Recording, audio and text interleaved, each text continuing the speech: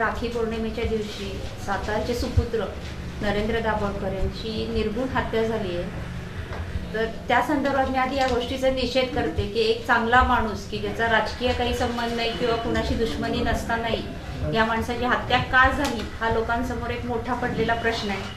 हत्यारे पकडले जातील त्यांना शिक्षा होईल, पण एखादा माणूस गेला की तो परत येत नाही आणि त्यांच्यासारखा माणूस परत होईल असंही मला वाटत नाही। तर त्यांची आठवण म्हणून म्हणजे आता आपण काही करू शकत नाही, पण आठवणी त्यांच्या जपू शकतो किंवा त्यांच्या मार्गदर्शनाखाली आपण काम करू शकतो। त्याचाच एक आधार घेऊन सातारा नगर परिषदेने स्वर्गीय डॉक्टर नरेंद्र दाभोळकर यांची स्मृती ठेवण्यासाठी सातारा नगर परिषदेने पुढाकार घेऊन डॉक्टर दाभोळकर यांच्या स्मरणार्थ सातारा नगर परिषदेच्या कार्याला उजाळा देणारे स्मृती फलक लावणार आहोत।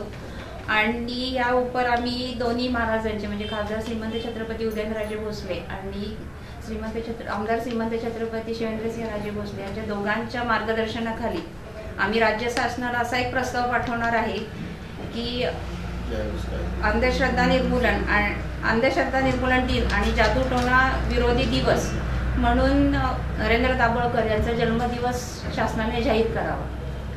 आणि मला वाटतं की शासन हे नक्की स्वीकारून हा दिवस जाहीर करेल अशी अपेक्षा व्यक्त